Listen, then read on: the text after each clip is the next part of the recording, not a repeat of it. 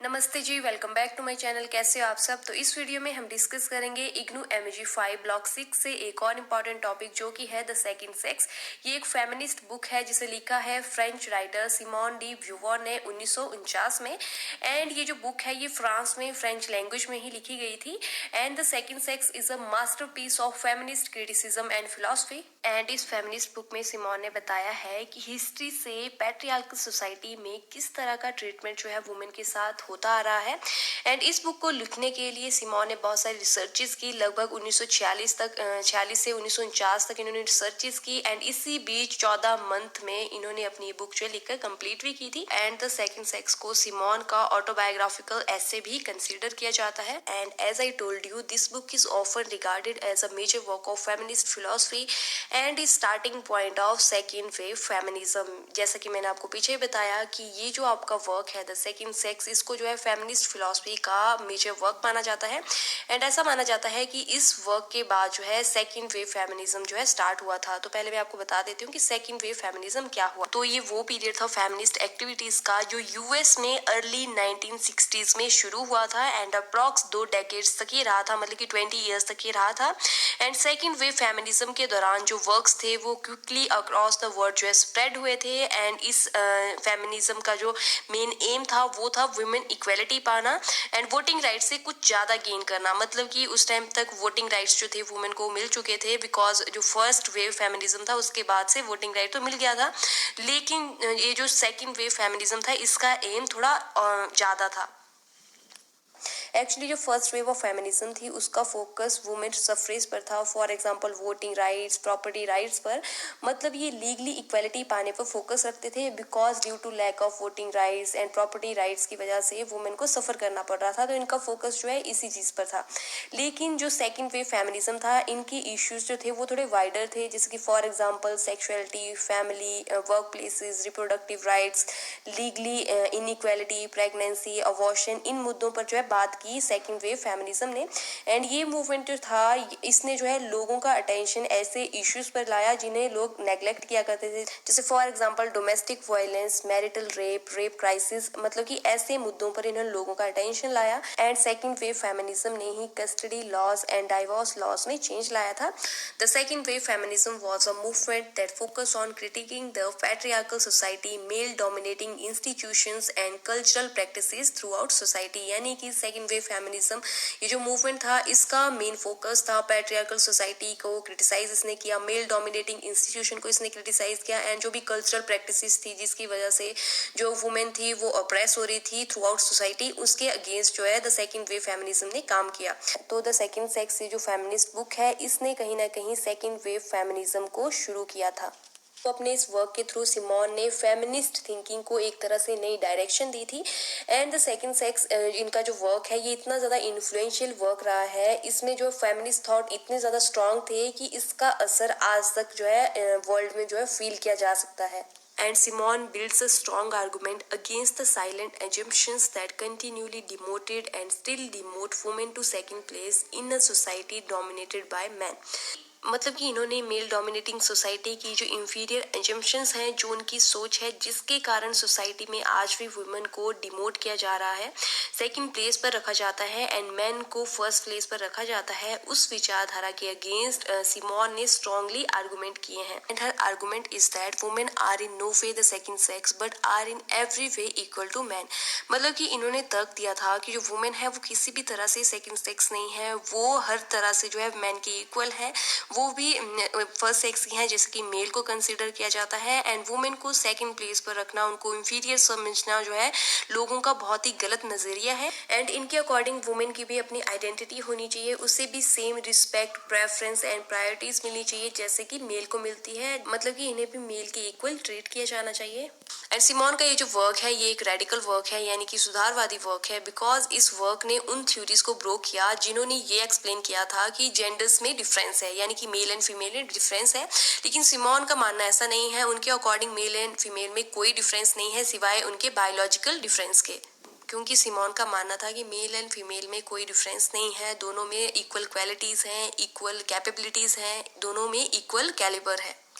And अपनी इस book the second sex में सिमोन ने लिखा है कि वो फर्स्ट औरत जिसने पेन को अपने सेक्स के डिफेंड में यूज़ किया था वो थी 15th सेंचुरी की क्रिस्टिन दी पीसन।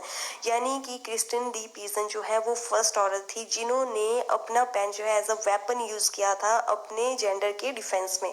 मतलब कि इन्होंने इस तरह के वर्क्स लिखे थे ताकि ये अपने जेंडर को डिफेंड कर पाए, लोगों को अवेयर कर पाए। थ्रू आउट हर टेक्स्ट जो सिमोन है उन्होंने उन स्कूल्स को रिजेक्ट किया जिनकी thinking liberalism, Marxism and psychoanalytical theory पर बेस्ड थी।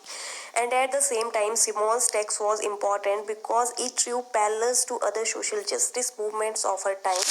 मीन्स कि उस दौरान ये जो वर्क था ये काफ़ी ज़्यादा इंपॉर्टेंट था बिकॉज ये उस समय यानी कि करंट सिचुएशन में हो रहे सोशल जस्टिस मूवमेंट से काफ़ी ज़्यादा पैरेलल था, मीन्स कि सिमिलर था। जैसे कि फॉर एग्जांपल इस वर्क में सिमोन ने वुमेन की सिचुएशन यानी कि उनकी हालत को उस दौरान के जो भी ब्लैक अफ्रीकन अमेरिकन थे, जो ज्यूज थे, जो कॉलोनाइज्ड पीपल थे, जो प्रोलेटेरिएट थे, यानी कि प्रोलेटेरिएट होता है जो ऑप्रेस्ड वर्किंग क्लास होती है, उन सब की जो सफरिंग थी उनके साथ इन्होंने कंपेयर किया था वुमेन की सिचुएशन को। तो इस तरह से वुमेन का कंपैरिजन ऑप्रेस्ड ग्रुप से करने से इनके जो विचार थे और ज़्यादा इन्फ्लुएंशियल बने एंड इनके थॉट्स को और ज़्यादा वैलिडिटी मिली। मतलब कि लोगों के लिए इनका जो वर्क था वो और ज़्यादा एक तरह से इनोवेटिव सा हो गया, उनको इम्प्रेसिव लगने लगा इनका वर्क जब कंपैरिजन जो है इस लेवल तक किया गया वुमेन की कंडीशन का।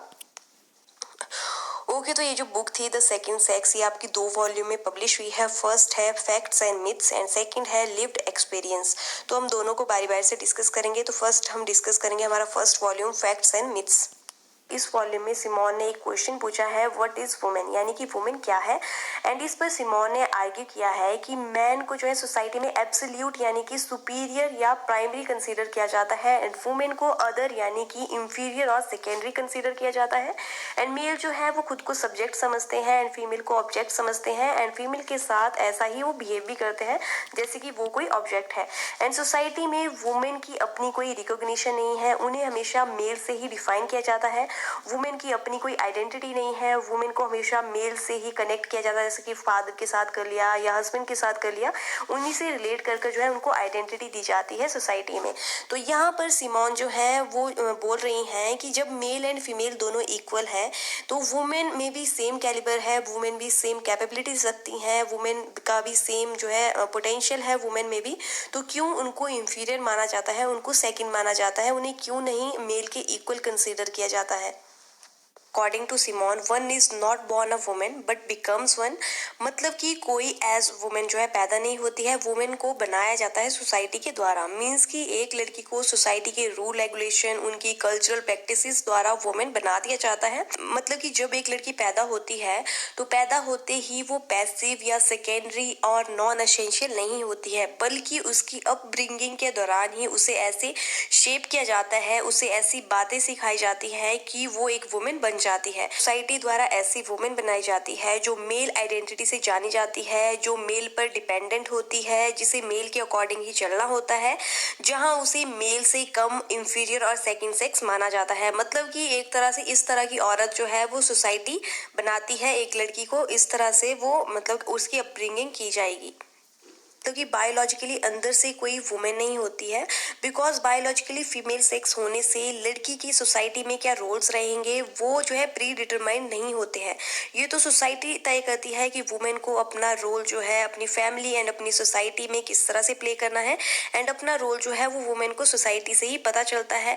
फिर जो वुमेन है वो उसी रोल को, उसी अपने जो उसके काम है उन्हीं को थ्रू आउट लाइफ जो है फॉलो करती है। तो कोई एज वुमेन पैदा नहीं होता है, उसे वुमेन बनाया जाता है सोसाइटी के द्वारा। आई होप आपको ये कोटेशन क्लियर होगी। तो आगे सिमोन बताती हैं that man thought women as a species of reproduction, यानी कि जो मेल है, जो मैन है, वो वुमेन को बच्चे पैदा करने की मशीन मानता है। तो आगे जो सिमोन है उन्होंने हिस्ट्री पर फोकस करते हुए वुमेन की सिचुएशन को एंशिएंट ग्रीक में रोम के साथ कंपेयर किया है, जहां वुमेन की फ्रीडम पर कोई भी पाबंदी नहीं है, बट वुमेन को still almost as a slave treat किया जाता है। बिकॉज रोम में स्टिल मेल मास्टर्स हैं, भले ही वुमेन को जो है ज़्यादा राइट्स मिले हैं, वो ज़्यादा राइट्स जो एंजॉय करती हैं, बट स्टिल वो अपने सेक्स के बेसिस पर डिस्क्रिमिनेशन फेस करती हैं। उन्हें एक तरह से एम्प्टी फ्रीडम दिया गया है। एम्प्टी फ्रीडम का है मतलब कि उनको नाम का ही फ्रीडम दिया है एंड उनके साथ डिस्क्रिमिनेशन फिर भी होता है। And Simon also described the opinion of ancient Greeks like Pythagoras, who wrote, "There is a good principle that created order, light and man, and a bad principle that created chose, darkness and women." उन्हें मतलब कि ये जो Pythagoras थे, इन्हें आप ही जानते होंगे बिकॉज इन्होंने मैथ की पाइथागोरस थ्योरम दी थी। तो इन्होंने लिखा था कि एक अच्छा प्रिंसिपल है जिसने ऑर्डर, लाइट एंड मैन को क्रिएट किया है, बट एक बैड प्रिंसिपल है जिसने अंधकार, अंधेरे और वुमेन को क्रिएट किया है। तो मतलब कि कितनी इंफीरियर सोच रही है पाइथागोरस की भी। तो मतलब कि देख सकते हैं कि जो पाइथागोरस थे उनकी सोच भी कितनी इंफीरियर थी वुमेन को लेकर। तो इस तरह से हिस्ट्री से एग्जांपल्स देकर जो सिमोन है वो कहना चाह रही हैं कि हिस्ट्री से ऐसा टाइम कभी नहीं आया है जब किसी सिविलाइजेशन में फीमेल को मेल के इक्वल ट्रीट किया गया हो एंड फीमेल को डिग्निटी मिली हो। तो आगे सिमोन ने बताया कि जब 90th सेंचुरी में इंडस्ट्रियल रेवोल्यूशन हुआ तो उसने वुमेन को घर से एस्केप करने का मौका दिया। मतलब कि जो वुमेन है वो जॉब करना उन्होंने शुरू किया, बट वुमेन को इंडस्ट्रियल वर्क में बहुत ही कम वेजेस दी जाती थी एज कम्पेयर टू मेल। मतलब कि मेल को ज़्यादा वेतन दिया जाता था एंड फीमेल को कम दिया जाता था, जबकि वर्किंग आवर्स एंड जो हार्ड वर्क है वो वुमेन का मेल के इक्वल होता था।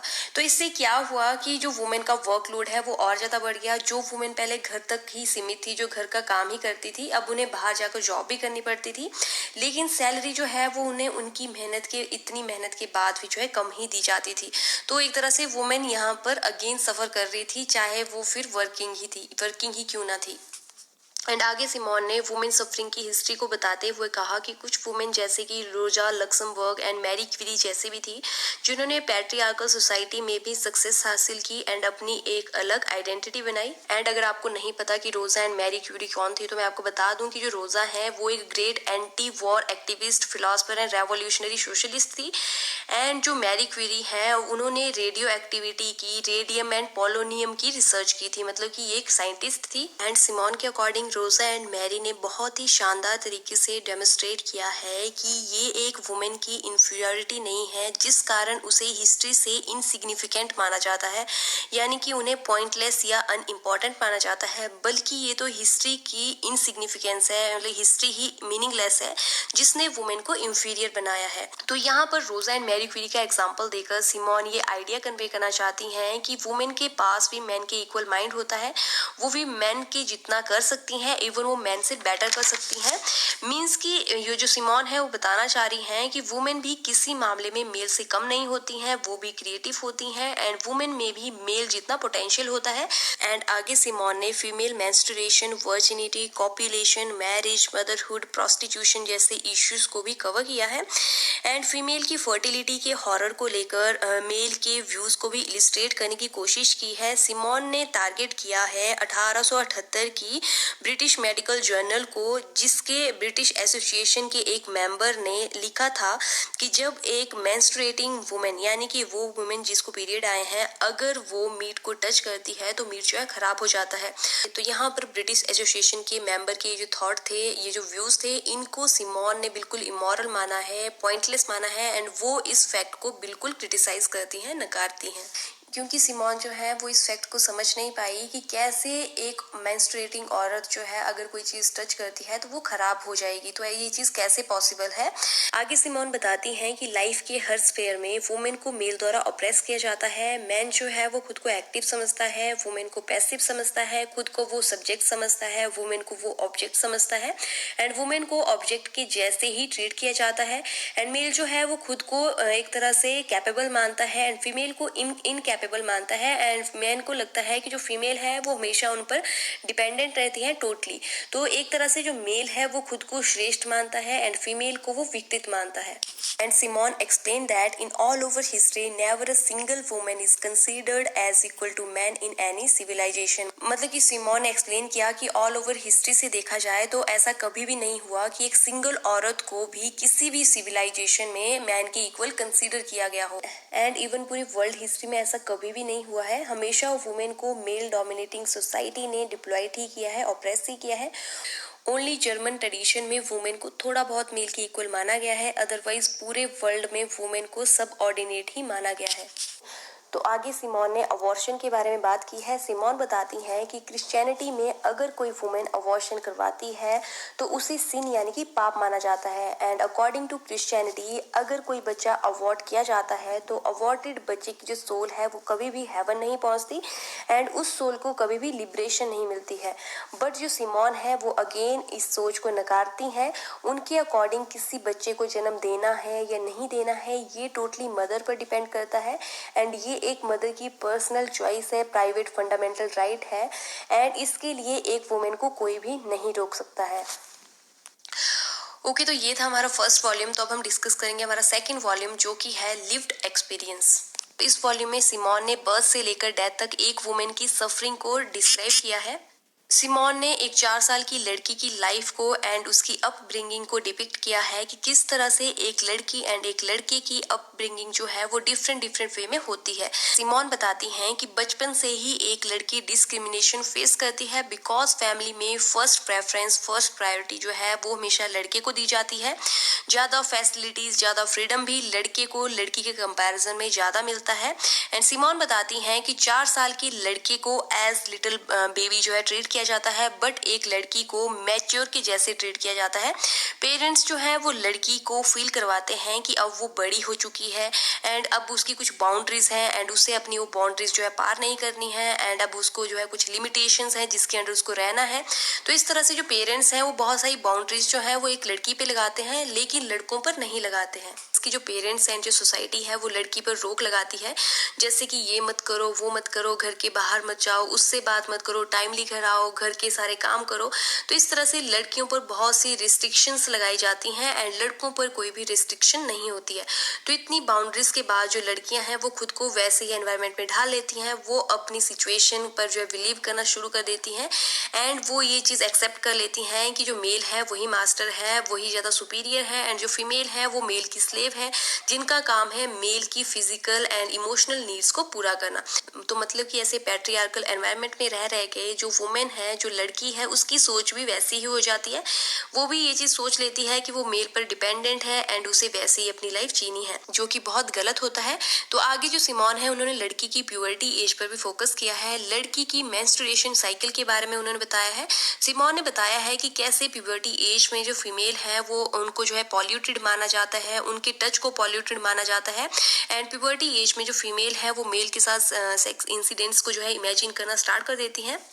एंड सिमोन के अकॉर्डिंग फीमेल को रिस्पेक्ट, प्रेफरेंस एंड जो डिग्निटी है वो लाइफ में 2 ही चीजों के दौरान मिलती है। फर्स्ट जब वो हाउस होल्ड वर्क्स करती है एंड सेकंड जब वो अपने हस्बैंड के मूड के अकॉर्डिंग अपने हस्बैंड की लस्टी नीड्स को पूरा करती है। मतलब कि जब वो अपने हस्बैंड को बेड सर्विसेज देती है तो यही 2 टाइम होते हैं जब एक औरत को डिग्निटी के साथ ट्रीट किया जाता है। अदरवाइज उनकी कोई वैल्यू नहीं मानी जाती है, उनको कम्प्लीटली वैल्यूलेस समझा जाता है सोसाइटी एंड हस्बैंड के द्वारा एंड यही थ्रू आउट हिस्ट्री से चलता आ रहा है। सिमोन बताती हैं कि मैरिज के बाद जो लड़की है वो अपने पेरेंट्स से अलग हो जाती है एंड ससुराल में जाकर उसको और ज्यादा डिसअपॉइंटमेंट जो है फेस करनी पड़ती है। मतलब कि मायके में तो वो फेस कर ही रही थी डिस्क्रिमिनेशन जो उसके भाई और उसके बीच में हो रहा था, लेकिन ससुराल में जाकर उसकी जो सिचुएशन है वो और ज्यादा वर्स हो जाती है। And according to Simone, marriage system is an evil system, it destroy the life of female completely because female have little liberty before her marriage but after marriage her little liberty also taken off because शादी के बाद women जो है वो अपने घर की 4 दीवारी में कैद रह जाती है। उसका जो टैलेंट है, जो उसकी एम्स हैं, जो उसकी ड्रीम्स हैं, उनको क्रश कर दिया जाता है। सिर्फ मेल के डिजायर्स को पूरा करने का एक सोर्स बनाकर रखा जाता है एक फीमेल को। नेक्स्ट सिमोन ने वुमेन प्रेगनेंसी की भी बात की है कि प्रेगनेंसी जो है वो एक वुमेन के लिए गॉड द्वारा दिया गया एक प्रीशियस गिफ्ट होता है एंड वुमेन जो है वो एक लिटिल क्रिएचर को पैदा करके उसे लाइफ देती है। बट यही प्रेगनेंसी जो है, यही गिफ्ट जो है वो वुमेन के लिए कर्स भी होता है बिकॉज सोसाइटी के अकॉर्डिंग जो वुमेन है वो एक बर्थ मशीन है जो बच्चे पैदा करती जाए एंड बच्चों की देखभाल तक ही कन्फाइंड रहे। आगे सिमोन ने वुमेन के मेनोपॉज के बारे में बात की है कि जब बुढ़ापे में एक वुमेन का मेनोपॉज होता है, यानी कि उसका जो मेंस्ट्रुअल साइकिल है वो खत्म होता है, तो वुमेन की जो वैल्यू है वो घर में टोटली ही खत्म हो जाती है एंड अब फैमिली के लिए उसका कोई काम नहीं रहता है एंड वुमेन को वैल्यूलेस माना जाता है। तो इस तरह से सिमोन ने यहाँ पर थ्रू आउट लाइफ एक वुमेन किस किस तरह से सफर करती है, means from birth to death वो किस तरह से सफर करती है, उसे एक्सप्रेस किया है। तो लास्ट में जो सिमोन है वो यही चाहती हैं कि वुमेन को फ्रीडम मिले, वुमेन को इक्वालिटी मिले, वुमेन को भी डिग्निटी रिस्पेक्ट के साथ ट्रीट किया जाए एंड वुमेन को भी अपनी आइडेंटिटी बनाने का मौका मिले। ओके, तो यही था the second sex feminist book के बारे में। तो अब जान लेते हैं इसकी सेंसरशिप के बारे में। जैसे कि आपको पता है द सेकंड सेक्स जो बुक है इसे ओरिजिनली फ्रेंच लैंग्वेज में लिखा गया था, लेकिन बाद में इसको जो स्पेनिश लैंग्वेज में ट्रांसलेट किया गया था, लेकिन इसकी जो स्पेनिश लैंग्वेज में ट्रांसलेशन थी उसको फ्रैंकोइस्ट स्पेन में 1955 में बैन कर दिया गया था। तो फिर कुछ स्पेनिश फेमिनिस्ट थी जिन्होंने इलीगल तरीके से इस बुक की जो कॉपीज थी उनको सर्कुलेट किया था सीक्रेटली एंड फिर लास्ट में 1998 में स्पेनिश लैंग्वेज में इसकी जो फुल ट्रांसलेशन है वो पब्लिश हो गई थी। ओके, तो लास्ट में इस बुक के मैं आपको मेन थीम्स भी बता देती हूँ। तो सबसे पहले है रिप्रोडक्शन टूल, सेकंड है वुमेन ऑपरेशन एंड थर्ड है जेंडर इनइक्वालिटी। तो यही था the second sex feminist book के बारे में। आई होप आप लोगों के लिए वीडियो हेल्पफुल रही होगी एंड अगर आपको वीडियो थोड़ी सी भी हेल्पफुल लगी है तो प्लीज वीडियो को लाइक करो, शेयर करो एंड मेरे चैनल को सब्सक्राइब करो। ओके, तो मिलते हैं हमारी नेक्स्ट वीडियो में। Till then take care, bye bye.